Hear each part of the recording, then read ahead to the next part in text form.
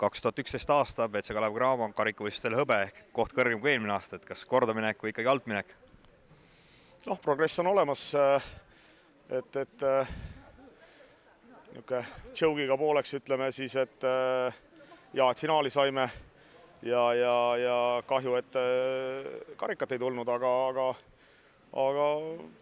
nagu ma olen siin ennemgi öelnud, et meil on pandud rõhk jaanuari alguse peale ja need olid mängud, muidugi oleks tahtnud võita, sellepärast et meil oli nagu enne karikamänge oli nagu hea väljaütlemine, et mul on pohhui sellest karikast, aga mul ei ole pohhui, kui keegi teine selle saab.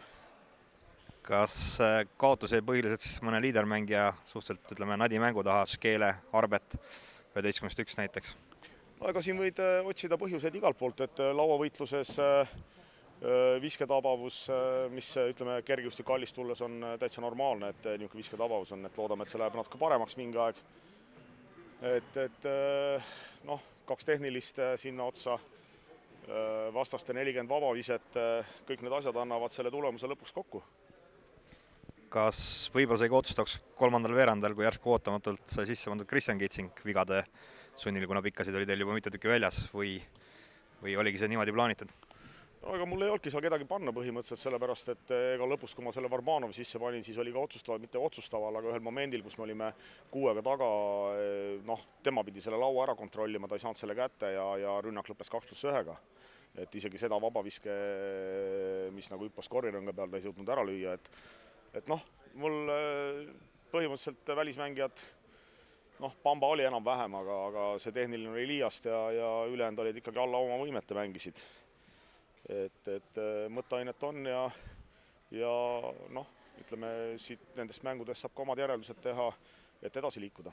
Kas võiks öelda, et vanameister Allingu mängis kogu Kalev Cramo eesliini üksinda üle? Allingu tegi üldse, Tartu võistkonda peab kiitma, sellepärast et nad olid näljasemad kui meie, nad ütleme, võitlesid, ehk siis lühikese satsiga said lauavõitluse võitsid, et kogu Tartu sats, kes ka töötas Allingu nimel, ütleme, neid palle talle andis, olid tublid ja ütleme, Allingu 23 punkti, eks ta liiast olla, aga ei oskagi rohkem öelda, et loomulikult Allingu tegi hea mängu. Mitu päeva mehed puhkust saavad ja mis edasi juhtuma hakkab? 2 päeva puhkame, teisel saame kokku, teine-kolmas treenime ja valmistume Nižni Novgorodiks ja 4. on mäng. Tuleb võit koju?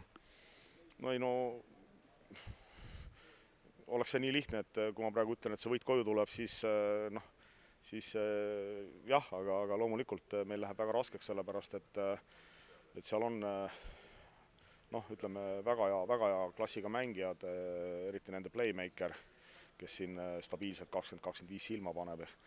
Et kui me eelmine mäng saime selle mehega hakkama, siis teised mehed joonistasid, nüüd me peame mõtlema, kuidas teiste meestega hakkama saada ja eks see vähe peamurdmist ole, aga ma ütlen veel kord, et meie lähme seda mängu kindlalt võitma ja eks siis 40 minutit näitavad, kas me õnnestus või ei õnnestunud.